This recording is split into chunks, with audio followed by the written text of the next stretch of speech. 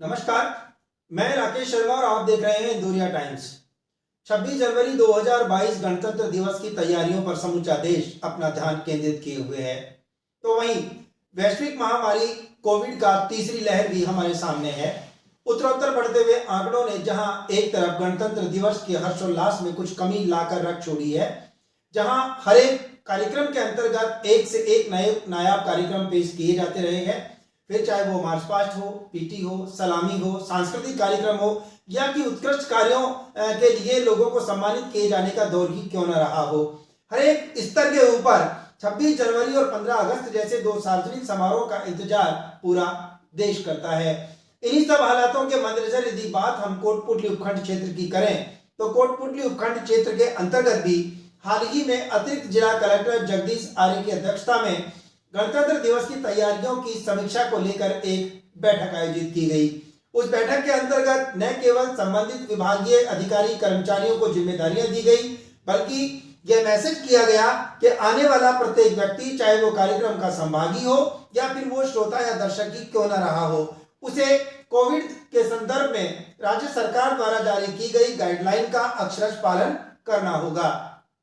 जी हाँ, इस सारे दौर के अंतर्गत यदि हम बात करें तो आज जबकि हम बात करने जा रहे हैं कोटपुतली विधानसभा क्षेत्र के विगत 3 वर्षों में जो आज हम बात करेंगे कोटपुतली विधानसभा क्षेत्र के विगत 3 वर्षों के अंतर्गत जो स्थानीय विधायक गृह राज्य मंत्री के द्वारा जो सराहनीय प्रयास किए गए, जिसके माध्यम से बहुत सारी ऐसी गतिविधियों को सामने लाया गया, बहुत सारी ऐसी योजनाओं को यहाँ पर फलीभूत होते हुए देखा गया। क्या सड़क, क्या व्यवस्था, क्या स्वास्थ्य, क्या शिक्षा, कहते हैं कि उन्होंने ऐसा कोई कार्य छोड़ा ही नहीं है जिसकी वजह से विपक्ष को यह मौका मिले कि आपके कार्यकाल में वर्तमान सत्ता पक्षीय विधायक के द्वारा यह कार्य नहीं किया गया हो। आज हम केवल एक बिंदु को टच करेंगे और वो बिंदु भी इसलिए टच करने का अधिकारी हो जाता है कि विगत 15 सालों से जिस क्षेत्र की अवहेलना की गई है, विगत 15 सालों से जिस क्षेत्र के लोगों को ना समय पे स्कूल पहुंचना होता है, ना एम्बुलेंस समय पर क्रॉस कर सकती है, ना ही बुजुर्ग व्यक्ति उधर से चलने की सोच सकता है, यहां तक कि 2 व्हीलर भी उधर से निकलने से पहले सोचते होंगे। क्या है आखिर वो माजरा, उससे पहले मैं आपका एक बार नजर डालना चाहूंगा। अभी हाल ही में वर्ष 2022 के शुभागमन के साथ ही स्थानीय विधायक, उच्च शिक्षा, स्टेट मोटर गैराज मंत्री, आयोजना जनशक्ति भाषा विभाग, स्वतंत्र प्रभार, गृह एवं न्याय विभाग राजस्थान सरकार से जुड़े एकमात्र स्थानीय विधायक हमारे राजेंद्र सिंह यादव के द्वारा हार्दिक शुभकामनाओं के साथ उनके द्वारा जो विगत 3 वर्षों में कार्य किए गए हैं, उन तमाम कार्यों से जुड़ी हुई ये 4 पेज की एक पुस्तिका हर एक व्यक्ति के पास उन्होंने पहुंचाने का प्रयास किया है। विभिन्न समाचार पत्रों के जरिए, हॉकर्स के जरिए ये वो कार्य सूची है जो कि उनके द्वारा अमली जामा जिनको पहनाया गया है, या कि मैं ये कहूं कि जो उनके माध्यम से कार्य किए गए हैं, ऐसे अनगिनत कार्य हैं। यदि मैं बहुत सारे कार्यों की सूची यहां पर लेने बैठूंगा तो संभवतः उससे पहले आप मुझे स्विच ऑफ कर देंगे। मैं आपका ध्यान आकर्षित करूंगा मंत्री जी का जो ड्रीम प्रोजेक्ट रहा, जो कि कोटपुतली से सीकर की ओर जाने वाला जो स्टेट हाईवे है, जो उसके ऊपर टोल टैक्स के ऊपर भी जिस पे टोल टैक्स भी लगा हुआ है। निसंदेह सड़क की चौड़ाई इस बात को बताती है कि सड़कें इतनी ही चौड़ी होनी चाहिए, लेकिन रोड को विस्तार करने से पहले दोनों साइड के रोडों की नालियों से लेकर के उस पे लगे ट्रांसफार्मर्स, उससे लगी हुई कॉलोनियों के पानी की निकासी, गंदे पानी की निकासी कहां जाएगी, या कुछ समय के बाद लोग यदि सीवरेज के नाम पर उस सड़क को तोड़ेंगे तो आखिर उसकी भरपाई कहां से की जाएगी। ये तमाम विषय भी उस योजना को लागू करने से पहले समीक्षा की टेबल पर होने चाहिए।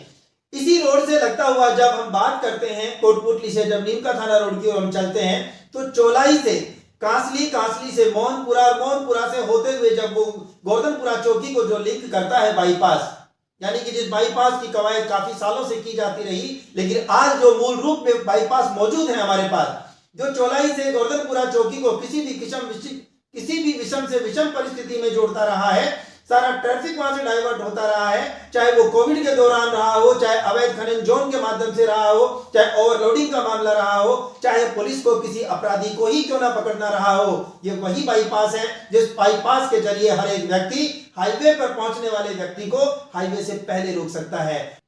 लेकिन आज यदि हम चौलाई से कांसली, मोहनपुरा, जोधपुरा होते हुए जो रोड गोवर्धनपुरा चौकी जा रहा है, तो उसका हाल क्या है वो आप मेरे पीछे स्क्रीन पर देख सकते हैं। जी हाँ, मैं जिस रोड की भूमिका बना रहा हूं उसका बदहाल स्थिति आपको स्क्रीन पर पीछे नजर आ रहा है। यह वही रोड है जहां से एक व्यक्ति को चौलाई से गोवर्धनपुरा चौकी तक पहुंचने में 1-1.25 घंटा लग जाता है। यदि वो टू व्हीलर पे है, यदि गलती से वो किसी लग्जरी कार का हिस्सा है तो निसंदेह या तो वो कार बीच में रुक जाएगी या उसका पटा टूट जाएगा या फिर वो एक तमाशे के अलावा और कुछ नहीं रह जाएगा। ये वो नजारा है जिस नजारे को देखकर आपको लगेगा कि ये स्थानीय विधायक गृह राज्य मंत्री जिनके पास 5 प्रभार हैं, यानी कि मुख्यमंत्री अशोक गहलोत से जुड़े हुए प्रभार से जुड़े होने के बावजूद यदि उनके अपने मूल विधानसभा क्षेत्र के अंतर्गत सड़कों का ये हाल है तो संभवतः ये पुस्तिका जो मेरे हाथ में मौजूद है जिसकी मैं चर्चा यदि करूं तो मोटे मोटे तौर पर मैं कह सकता हूं कि आप ही के माध्यम से यह लिख भेजा है हर व्यक्ति के घरों में कि मिक्सिंग लिंक सड़क योजना पे उन्होंने 5 करोड़ राशि स्वीकृत करवाई है। और 5 करोड़ राशि न केवल स्वीकृत करवाई है बल्कि इसके अंतर्गत लिखा गया है पाथरडी से रघुनाथपुरा सीमा से भालोजी मोड़ तक 3 किलोमीटर के लिए 82 लाख रुपए दिए गए हैं। जहीदापुरा रोड से रेगरों की ढाणी तक 1.20 किलोमीटर के लिए 36 लाख दिए गए हैं।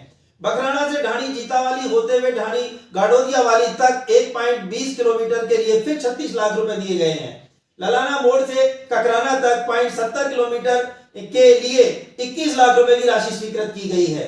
द्वारिकपुरा से जीणगोर चोलावा से ढाणी बढ़िया तेरी होते हुए चांदोली तक 3.40 किलोमीटर के लिए 94 लाख रुपए की राशि स्वीकृत की गई है। चमनपुरा बनेटी रोड से वाया हरिजन बस्ती होते हुए कायमपुरा बास तक 1.20 किलोमीटर के लिए फिर 36 लाख रुपए की राशि स्वीकृत की गई है।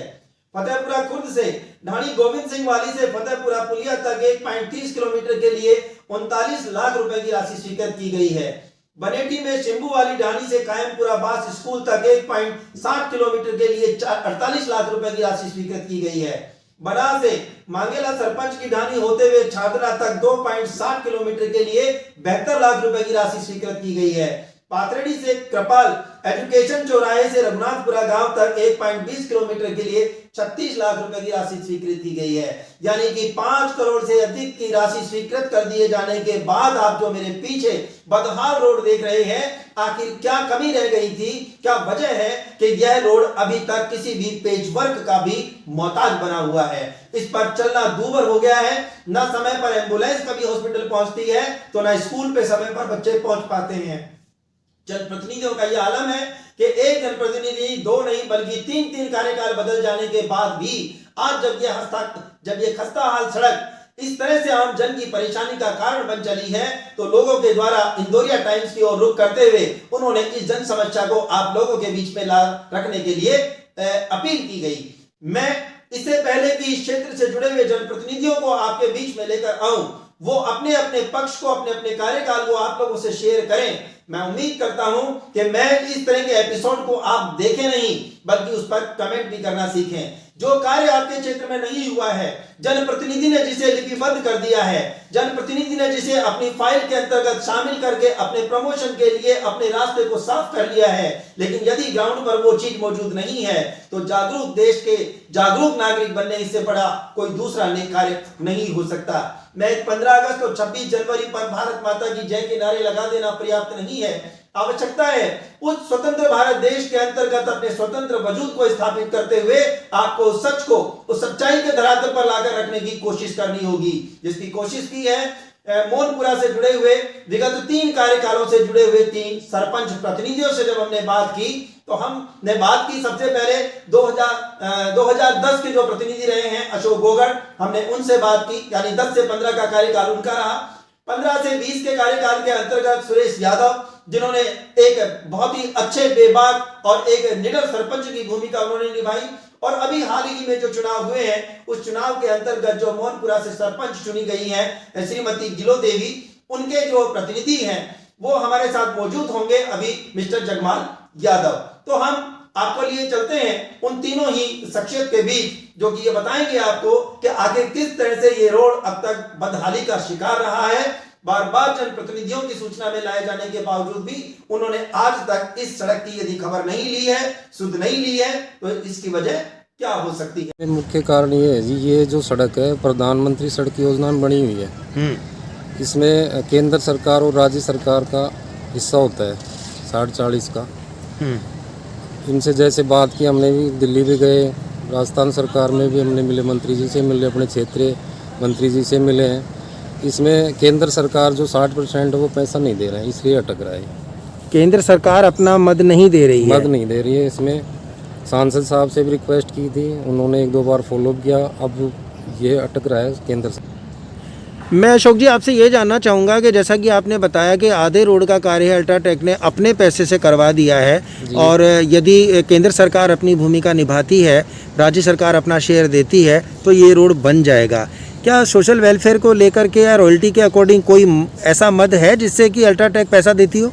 इसमें सर राज्य सरकार, केंद्र सरकार ने चाहे तो भी ये अपने रॉयल्टी का पैसा जमा होता है राज्य सरकार के पास। स्थानीय रॉयल्टी भी जमा होती है ग्राम पंचायत की, वो भी 3.5% है टोटल रॉयल्टी का। इसने कुछ सालों से ये पैसा कलेक्टर साहब जयपुर ग्रामीण अपने जो हैं उनके पास जमा है करोड़ों रुपये। अगर वो चाहें तो उस मद से भी ये रोड बन सकता है, क्योंकि यहाँ की जनता परेशान है, यहाँ की रॉयल्टी का पैसा है। रॉयल्टी लगभग कितनी जाती होगी? यहाँ रॉयल्टी करोड़ों में जाती है सर। ग्राम पंचायत और अल्ट्राटेक दोनों की मिलाएं तो करोड़ों में मंथली रॉयल्टी जाती है। नहीं, करोड़ों में ये देते हैं, उसमें पंचायत का 3.5% है। मेरे कार्यकाल में 2.5% था, 1% सरकार ने और बढ़ा दिया जी। जो रॉयल्टी का टोटल पैसा हो उसमें ग्राम पंचायत का 3.5% होता है। जैसे यहाँ की 2 करोड़ महीने की रॉयल्टी जमा हो रही है, तो 6 लाख रुपए हो गए महीने के। 6 लाख रुपए महीना? हाँ, मिनिमम मान के चलो। जी जी। तो वो स्थानीय लोग परेशान है, तो स्थानीय पैसा है, यहाँ उनको वरीयता देनी चाहिए, जबकि वो दे नहीं रहे। अगर वो भी दे दें तो फिर उससे भी रोड बन सकता है। रोड बन सकता है। इसमें दोनों सरकारों की जरूरत ही नहीं, वो पैसा भी काम में ले सकते हैं। मैं ये मानता हूँ मिला के राजनीति का शिकार हो रहा है ये रोड। इसमें केंद्र सरकार और राज्य सरकार की बराबर हिस्सेदारी है, दोनों को। जैसे केंद्र सरकार का पैसा आएगा, राज्य सरकार के लिए मंत्री जी कह रहे हैं दे देंगे। आप 10 साल पहले सरपंच रहे, उसके बाद में सुरेश जी सरपंच रहे, और अभी एक नई पंचायत का चुनाव हुआ है। तीनों ही लोगों के स्टेटमेंट अलग अलग रहे। सुरेश जी का कहना ये रहा है कि उनके द्वारा प्रस्ताव बनाकर दिया गया और रोड उनके टाइम में सैंक्शन हो गया था, यानी आज के 7 साल पहले रोड सैंक्शन हो गया था। लेकिन अभी वो दोबारा से शायद मार्च में वो कार्य शुरू हो जाने की बात कर रहे हैं। लेकिन जब बात जगमाल जी से की गई, सरपंच प्रतिनिधि से, तो उनका सीधा सीधा कहना ये था कि ये पूरी तरह से राजनीति का शिकार है, जबकि ये एक ऐसा रोड है जिस रोड के अंतर्गत 5-7 गांव इससे जुड़े हुए हैं, हजारों की पॉपुलेशन जुड़ी हुई है, और धरना प्रदर्शन भी किया गया था, लेकिन अभी तक भी मंत्री जी ने इसके ऊपर कोई एक्शन नहीं लिया। इसकी वजह क्या मानते हो? इसकी वजह वही बताई मैंने, केंद्र और राज्य सरकार का दोनों का पैसा लगेगा इसमें, तो इसमें दोनों की बराबर भागीदारी है। अगर केंद्र सरकार देती है तो राज्य सरकार को देना ही पड़ेगा। क्षेत्रीय अपने नेता हैं, वित्त मंत्री हैं। केंद्र सरकार का पैसा आए फिर राज्य सरकार ने दे तो अपने मंत्री जी को दोष दे सकते हैं, स्थानीय मंत्री जी को। मतलब आप कंफर्म है कि अभी केंद्र का पैसा नहीं आया है, इसी वजह से काम रुका है, अटक रहा है, इसी वजह से रुका है। हम दोनों जगह मिल चुके हैं, केंद्र का पैसा नहीं आ रहा है इसलिए अटक रहा है। ये प्रधानमंत्री सड़क योजना है, इसमें राज्य सरकार अकेली नहीं बना सकती। आपके कार्यकाल में ग्रासिम को भी काफ़ी गति मिली है, और ग्रासिम अपने आप में एक इतना बड़ा प्लेटफॉर्म है कि वो सोशल वेलफेयर फंड उनका इतना होता है कि वो चाहें तो इस रोड को बना सकते थे, जैसे कि उन्होंने चौकी गोवर्धनपुरा साइड में बनाया। इसको इधर नहीं बनाने के पीछे लॉजिक क्या है, जबकि 90% वाहन इनके निकलते हैं इधर से? लॉजिक यही है, सरकार का रोड है ये। यहाँ तक जो बनाया है इन्होंने ये मान के बनाया है कि कोई सा, जैसे राज्य सरकार का अगर पैसा माने तो आधा रोड बना दिया इन्होंने, आधा केंद्र सरकार दे तो आधा भी कंप्लीट हो जाएगा। इन्होंने पहले भी ग्रासिम वालों ने लिख के दिया था कि हम जैसे राज्य सरकार के पास पैसा नहीं तो हम दे देते हैं, फिर केंद्र से पैसा फिर भी नहीं मिला, इन्होंने दे भी दिया था आधा पैसा। तो ये रोड जो ग्रासिम से और गोवर्धनपुरा चौकी का बनाया गया है, इसमें राज्य सरकार का पैसा इन्वॉल्व है? इसमें राज्य सरकार का नहीं, पूरा अल्ट्राटेक का ही है। इसमें पूरा अल्ट्राटेक का है, जबकि इधर अल्ट्राटेक सहयोग कर सकती है यदि गवर्नमेंट का कोई पैसा इसमें आए तो। जब तक केंद्र सरकार का पैसा नहीं आएगा कोई समाधान नहीं। सुरेश जी, ग्राम पंचायत मोहनपुरा आने के लिए चौलाई से और यहाँ आने में लगभग मीडिया टीम को लग गया है करीब 1-1.25 घंटा। उसका जो रोड है, उसकी जो खस्ता हाल स्थिति है, उसे देखकर अंदाज़ा लगाया जा सकता है ना बच्चे स्कूल टाइम पर पहुँच सकते हैं, ना एम्बुलेंस समय पर किसी की डिलीवरी करवा सकती है, और आम आदमी की तो बात ही क्या कहें। आप वजह क्या मानते हैं, ये रोड बना क्यों नहीं है अभी तक? ये मेन रोड तो क्या है कि 2018-19 में सैंक्शन हो गया था, पंचायत समिति की साधारण सभा में ये पास भी हो गई थी, पर अचानक कोविड के कारण ये रोड नहीं बन सका। और मेरी मंत्री जी से बात हुई थी, वो बोल रहे थे मार्च में इसको वापस चालू करवाएंगे। इसी मार्च में इसको शुरू करवाने की बात चल रही है। बात चल रही है। एक लंबा कार्यकाल और मैं कहूँ बहुत बेहतरीन कार्यकाल आपकी सरपंची का रहा है, उसमें बहुत सारे विकास कार्य हुए हैं। उस पूरे कार्यकाल के दौरान भी इसकी बहुत ही बदतर स्थिति से आम आदमी को गुजरना पड़ा। चुनावी दौर में भी हर एक प्रशासनिक अधिकारी को इसी रोड से चल के आना पड़ा। फिर आखिर इतनी लंबी नज़रअंदाजी कैसे हुई? देखो, ये 2017-18 में रोड डाइवर्ट किया गया था कोटपुतली से, जो सर्विस लाइन बनाई गई थी उस टाइम ये रोड टूटा था। उससे पहले ये रोड अच्छा था जी। उस टाइम में 17-18 में ये रोड टूटा था। जब सर्विस लाइन बनने लगी तब ये डाइवर्ट किया था, तो भारी वाहन जब आए तो ये टूटना शुरू हो गया था। तो ये धीरे धीरे टूटता टूटता इस कारगार पर पहुंच गया। और मैंने बताया था भी कि वो कोविड का समय आ गया था, नहीं तो ये उस टाइम में बन जाता। पर बाकी मेरी मंत्री जी से अभी भी बातें हुई थी, तो उन्होंने कहा कि यार मार्च में इसको बनवाएंगे। माना जाता है कि एशिया का इतना बड़ा प्लांट ग्रासिम जो यहाँ अल्ट्राटेक सीमेंट का है, वो यदि चाहे तो स्वयं भी उसके वेलफेयर का फंड इतना होता है कि वो स्वयं भी रोड बना सकता था। तो आपने कभी ग्रासिम को कन्विंस करने का प्रयास नहीं किया? मैंने ग्रासिम वालों से तो कई बार कहा था कि भैया ये 8 किलोमीटर का जो रोड है चौकी से चौलाई तक, आप इसको कवर करो। ज़्यादातर जो वाहन भारी आते हैं वो भी आप ही के आते हैं, पर वो चौकी से और फैक्ट्री तक तो उन्होंने 4 लाइन बनाया है, बाकी इसके आगे वो हाथ खड़े कर दिए। अभी पता लग रहा है कि यदि जल्द इसका कोई निस्तारण नहीं निकाला जाता है तो चूंकि 5 गांव के लोग इससे जुड़ते हैं, लोगों की आवाम को इधर से गुजरना होता है, किसी बड़े आंदोलन की रूपरेखा भी तैयार की जा सकती है। क्या आप सहमत हैं इस बात से? देखो, बड़े आंदोलन की तो जो रूपरेखा है, जब जन दुखी है तो आंदोलन तो होना कोई बड़ी बात नहीं है, स्वाभाविक बात है। और उसमें अपना पूरा सहयोग भी रहेगा और उसमें साथ भी रहेंगे। मैं डॉक्टर साहब आपको इस मामले के पिछले 10 साल की जो स्थितियां हैं वो सब आपको अवगत कराता हूं। और मैं एक सामाजिक प्राणी होने के नाते मैंने बहुत कुछ इसके लिए संघर्ष भी किया है। कई बार मैंने आंदोलन करके, पिछले कोरोना काल से पहले भी जब कोटपुतली में सर्विस लाइन बढ़ रही थी उस टाइम भी मैंने लोगों को जागृत किया था और बताया भी था कि इस रोड की जो 10 साल से जो स्थितियाँ हैं वो इतनी बदतर हो रही हैं कि मोटरसाइकिल और साइकिल चालक हैं, उसके साथ साथ बड़े व्हीकल भी जाने में असमर्थ है। उसका रीज़न ये रहा है कि हमारे बीच में हमारे जो जनप्रतिनिधि रहे हैं, और ये कोई हमारे ग्राम पंचायत के अंडर में तो कुछ आता नहीं है, ये DRD का जिला उसका रोड है ये, तो वो सीधा का सीधा MLA कोटे या MP कोटे से जुड़ा हुआ रहता है। उनको भी हमने बार बार इसके मामले में कहा है कि साहब कोटपुतली का वर्तमान बाईपास अगर कहीं है तो चौलाई से लेकर के कांसली, मोनपुरा, जोधपुरा, कुजोता मोड़ से होता हुआ और चौकी गोवर्धनपुरा नेशनल हाईवे 48 के ऊपर ही जाकर के पहुंचता है। और उसकी स्थितियां पिछले 10 साल से, पिछली बार भी मंत्री साहब से हमने काफ़ी रिक्वेस्ट किया, तब उन्होंने हमें ये बताया कि भाई आज मेरी सरकार नहीं है, इसलिए असमर्थता उन्होंने जताई। अब वर्तमान परिदृश्य को अगर देखें अपन तो आज वो सरकार के नुमाइंदे बने हुए MLA ही नहीं, वो आज मंत्रियों के पास भी 4-4 मंत्रियों के अधिकार है। और गृह राज्य का मतलब तो मैं ये समझता हूँ कि 2nd क्लास लीडर आज की तारीख में है जो गहलोत जी के नीचे वो कार्य कर रहे हैं। और जो अपना निजी क्षेत्र है कोटपुतली, और उसके ऐसे व्यवस्थित जो कोटपुतली का एक केंद्र बिंदु है, जो कोटपुतली आज 8 तहसीलों का एक केंद्र बिंदु है, उससे जो निकलने वाला रोड है, आपातकालीन स्थिति में जो जनता निकलती है उधर से और जो व्हीकल निकलते हैं कोटपुतली में डाइवर्ट करके, और उसकी स्थितियाँ है। मंत्री साहब को हमने काफ़ी बार किया है, तो जनप्रतिनिधियों का है, हमने संघर्ष भी किया है। लेकिन अगर ये चाहें तो निश्चित रूप से सड़क परिवहन ये 25 गाँव को जोड़ता है। मैं आपको ये और बताता हूँ, इसको अगर सही करके और ये आगे निकलता है तो हमारे कांसली से दातिल परसोतपुरा शुक्ला पास और रोड लिंक निकलता है, तो वो आबादी भी इससे कन्वर्ट होती है जो आगे जाकर नारेगा से जाकर पावटा को जोड़ती है। जगपाल जी, निश्चित रूप से आप कई सार्वजनिक मंचों पे सामाजिक आवाज़ें उठाते रहे हैं। उसी क्रम में मैं आपसे ये जानना चाहता हूँ कि आज चूंकि आपने भी बताया कि वो एक गृह राज्य मंत्री हैं, अपने विधानसभा क्षेत्र में यदि इस तरह के रोड होंगे, वो भी ग्रामीण क्षेत्र के रोड जहाँ बच्चे स्कूल टाइम से नहीं पहुँच सकते हैं, एम्बुलेंस निकल नहीं सकती है, और एशिया का 2 नंबर का प्लांट ग्रासिम जैसी जब बड़ी इंडस्ट्री यहाँ पर मौजूद है, बावजूद उसके इस रोड की ये खस्ता हाल है, तो इसको लेकर के आपको नहीं लगता कि ग्रामीण स्तर के ऊपर भी कोई एक बड़ा अभियान चलाया जाना चाहिए था? बिल्कुल, अभियान मैंने चलाया था। मैं जब 6 महीने पहले यहाँ मैं धरना दे करके मेरे यहाँ ग्राम पंचायत के आगे बैठ गया था मैं, और मैंने संबंधित जो सरपंच थे हमारे, जो लिंक हैं हमारे, कांसली वाले हैं, गोवर्धनपुरा वाले हैं, कुदरता वाले हैं, पुआना वाले हैं, मैंने उन सबको इन्फॉर्म किया था कि भाई ये स्थितियाँ हैं इस रोड की, आप आओ। मैं 6 दिन तक इस पे बैठा। उस टाइम में हमारे डिप्टी साहब और एडीएम साहब को मैंने अवगत कराया था, क्योंकि पूरा का पूरा ट्रैफिक है जो इधर से डाइवर्ट कर दिया था। तो मैंने उनको यही कहा कि 30-40 की आबादी शहर की है, तो शहर और गांव में भी आदमी बसते हैं। यहाँ भी 6 पंचायतों में 40,000 के लगभग आदमी बसते हैं। इसलिए ट्रैफिक डाइवर्सन अगर आप करते हो, मैं मानता हूँ कि कोटपुतली में जो भी सर्विस लाइन का काम चल रहा है होना चाहिए, लेकिन उसमें ये करो कि 8 से और शाम के 10 से 8 तक जो करते हो वो इधर भी लगाओ उसको।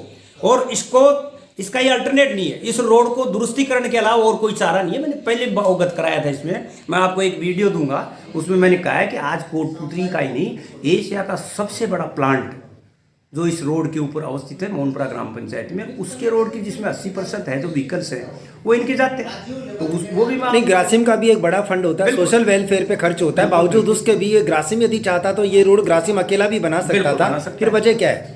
वजह क्या है कि अब ये राजनीतिक सुचिता और नेतृत्व क्षमता का अभाव है। बड़े लीडर्स का जो सोच है उसमें करना चाहिए, करके कैसे भी करके। तो आमतौर पर स्थानीय विधायक राज्य मंत्री के ऊपर ये आरोप लगते रहे हैं, कभी उन पे जातिवाद का आरोप लगता है, कभी क्षेत्रवाद का आरोप लगता है, और मैं समझता हूं कि ये यादव बाहुल्य क्षेत्र है, उनका अपना क्षेत्र किसी भी तरह से माना जा सकता है।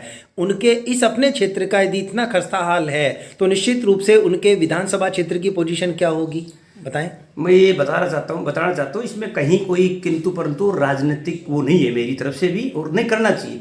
आज वो इस पद पे बैठे हुए हैं, आज वो पूरी कोटपुतली का प्रतिनिधित्व कर रहे हैं, करके साथ साथ पूरे राजस्थान का कर रहे हैं। लेकिन जो आपने मुझे बताया ये उनका निजी क्षेत्र है, ये इनका गृह तहसील है जिसके एमएलए हैं, साथ साथ मंत्री भी हैं। तो निश्चित रूप से अटल जी की तरह मैं वो बताना चाहता हूं कि राजनीतिक पार्टी से ऊपर उठ करके उनको निश्चित रूप से इस काम को अतिशीघ्र करवाना चाहिए। और सार्वजनिक हित का बहुत बड़ा इश्यू है, वो उनके हित में भी सही है, जनता के हित में भी सही है, तो इसमें उनको करना चाहिए, ये मेरी निजी राय है, करना चाहिए। कहा कि अभी यदि कोई बाईपास हो सकता है तो यही वो बाईपास है, जबकि दूसरे बाईपास को निकाले जाने की कवायद शुरू की जा रही है, और वो किधर से निकलेगा अभी उसका भी कोई प्रॉपर खाका तैयार नहीं होता है।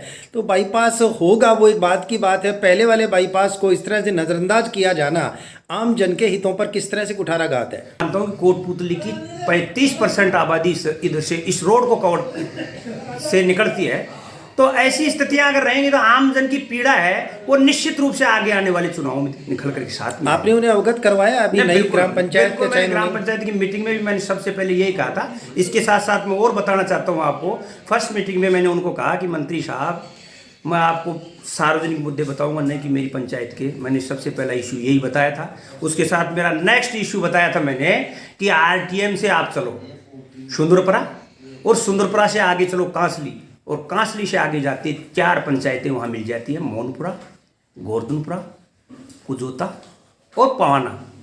उस रोड को अगर आप 5 मीटर या 7 मीटर का 7 मीटर का अगर कर देते हैं, और जो कांसली की जो वस्तु स्थिति है मैंने वो भी बताया था कि जो बजरी के माफिया हैं उनसे 3 कैजुअल्टियाँ कांसली में हुई हैं, जो बेचारे गरीबों के बच्चे मरे हैं, उनके एक खातियों का मरा, एक लखेरों का मरा। उसके लिए मैंने कहा कि इसके भी ऊपर रोक लगाओ, और इसको आप निश्चित रूप से अगर 7 मीटर करते हो आगे तक है तो निश्चित रूप से आपका और जनता के हित में काम होगा। ये उसके मामले में मैंने अवगत कराया था इनको, दो नंबर वो करवाया था। एक जो पहले जो एक रोड बना हुआ था हमारे पंचायत से निकलता हुआ भोम सिंगाड़ी से कुजेता की सीमा पड़ती है पुआना की मोनपुरा का मिस लिंक, इनका अभी 500 मीटर का रोड 10 साल पहले से पड़ा हो, तो वो भी मैंने उनको अवगत करवाया था कि ऐसे जो महत्वपूर्ण मुद्दे हैं जो 4-5 पंचायतों को जोड़ते हैं इनको आप लोगों को करना चाहिए। उन्होंने मुझे एश्योर भी किया था उस टाइम में। अब स्थितियाँ परिस्थितियाँ तो वही कंट्रोल। एश्योर किए जाने के बावजूद भी एक लंबा समय गुजर गया है, और अभी भी हाल ये है कि मीडिया टीम को भी आप तक पहुंचने में जहां 15 मिनट लगनी चाहिए थी वहां 1.5 घंटे की मशक्कत के बाद मीडिया टीम आपके उस रोड को कवर कर पाई है। और किस हाल में उन्होंने कवर किया है, यदि शीघ्र इस रोड का निस्तारण नहीं होता है, इसको रिपेयर नहीं किया जाता। मैंने तो ये सोचा है कि मैंने सबसे मिल करके जो सामाजिक कार्यकर्ता है कोटपुतली क्षेत्र के, जो भी पार्टियों से हमें कोई लेना देना नहीं है, उन सबको लेकर के मैं ये कहता हूँ कि एक इतना बड़ा आंदोलन आप खड़ा करो जो इतनी बड़ी आबादी को कवर करने वाला। और वो बड़ा वाला बाईपास तो कभी भी किधर से निकले, ये राजनीतिक नेताओं का है, कहाँ से निकाले उसका आप सही कह रहे हो, कोई खाका तैयार नहीं है, लेकिन वर्तमान का बाईपास ही यही है। तो ये मैंने बार बार कहा कि कोटपुतली का बाईपास है भी ये वर्तमान परिस्थिति में कोई आपातकालीन स्थिति होती है तो सारा ट्रैफिक और सारा जो है वो इधर से ही गुजरता है। बहुत अच्छा एक पॉइंट रखा आपने, क्योंकि अगर वैसे देखा जाए महत्व के हिसाब से तो ये बहुत ही महत्व की है, चौलाई से लेके ग्रासिक तक, क्योंकि वहाँ एक तो अपना फैक्ट्री एरिया है। दूसरा मेरे ख्याल से अपना जो मंदिर है हनुमान जी का, वो भी काफ़ी फेमस मंदिर है। तीसरा जो मेरी गाड़ी चलती है, ये क्या मतलब प्लान तो मेरा और भी है, लेकिन वर्तमान में जो ये गाड़ी संचालित हो रही है उससे नाइट पवाना है, और उस क्षेत्र के लिए मैंने उसको लगाया है कि वो गाड़ी रात में वहाँ जाके खड़ी हो, दिल्ली तक चलती है, और वहाँ मॉर्निंग में वो फिर दिल्ली से फिर जयपुर का चक्कर लगाती है। लेकिन जो हाईवे पे गाड़ी चल के आती है, उस गाड़ी को इतना मैं चिंतित नहीं रहता जितना वो चौलाई से आगे बढ़ के जब रात में पवाना तक जाती है। उस गड्ढों के चलते कई बार तो मेरे को उस गाड़ी को मजबूरन अपने चौक की गोवर्धनपुरा होते निकालनी पड़ती है जब बारिश वगैरह का सीजन हो जाता है। लेकिन चूंकि मॉर्निंग में पैसेंजर मेरे को कांसली के भी लेने हैं, हिरोड़ा से भी लेने हैं, चौलाई से भी लेने हैं, वो उस गाड़ी के मतलब एकदम रेगुलर कस्टमर हैं जो दिल्ली जाते हैं, गुड़गांव जाते हैं, उन लोगों के लिए मॉर्निंग में मेरे को किसी बात में उस गाड़ी को वहाँ से निकालना पड़ता है। अगर ये वास्तव में ये रोड बन जाए, नॉट ओनली एक, बस मेरा प्लान एक गाड़ी और इस क्षेत्र में छोटी गाड़ी डालने का है, जिससे कि जितने भी हमारे बुजुर्ग हैं, हमारी छोटी छोटी बहनें हैं, भाई हैं, जो स्कूल कोचिंग के लिए आते हैं, जो मतलब बिना किसी साधन के इतना परेशान होते हैं सिर्फ कि छोटे से रोड के चक्कर में, कि चाह के भी मैं कोई गाड़ी उनको दे नहीं पा रहा हूँ। जो गाड़ी मैंने ग्रासिक होते हुए डाली थी, आप आज उस गाड़ी को देखोगे, वो भैंसलाना से गोवर्धनपुरा आके रोड पे आ रही है। उस गाड़ी में मॉर्निंग में, इवनिंग में और लंच के टाइम पे इतनी अच्छी फैसिलिटी पब्लिक को मिली है, बच्चों को मिली है, बुजुर्गों को मिली है। वही फैसिलिटी अगर ये रोड बन जाए, इसे गड्ढे भर दिए जाए, तो अपन कांसली, इससे कनेक्टेड जितने भी गांव हैं, फैक्ट्री एरिया है, जोधपुरा मोहनपुरा वाला एरिया है, कुजोता वाला एरिया है, इसके आगे हिरोड़ा वाला चोला, सबके लिए बहुत अच्छी फ्रेश स्कीम है। अगर प्रशासन, अपना लोकल प्रशासन चाहे, मंत्री महोदय अगर अपने हैं, अगर थोड़ा सा उनको भी बोलें और हम लोग भी सब मिलके अगर इससे थोड़ा सा प्रयास करें, तो वास्तव में ये बहुत जल्दी बन सकता है। इसमें किसी कोई भी योजना की भाई ये प्रधानमंत्री की योजना से बने, किसी योजना की जरूरत ही नहीं है। आम आदमी की सुविधा के लिए, डेवलपमेंट के लिए ये चीज़ वास्तव में आपकी तरफ से बहुत अच्छा निकल के आया कि अगर चाहें तो इसको, अगर ग्रासिक चाहे तो अपने लेवल वो बनवा सकते। नया बाईपास कभी भी बनेगा, वो बात की बात है, कहाँ बनेगा, किधर से निकलेगा। आपको नहीं लगता कि किसी भी ट्रैफिक को डाइवर्ट करने के लिए यही एक ऐसा बाईपास है जो सीकर हाईवे को कहीं भी ले जा करके नेशनल हाईवे से जोड़ता है, या नेशनल हाईवे के किसी भी व्यक्ति को इधर से जोड़ता है? वास्तव में अगर ये बन जाए तो जो कई बार आपने देखा, कई बार जाम की स्थिति हो जाए बहुत तगड़ी, जो जाम चौराहे पे ले लो या 500 कट पे ले लो, उसको निकालना मुश्किल हो जाता है।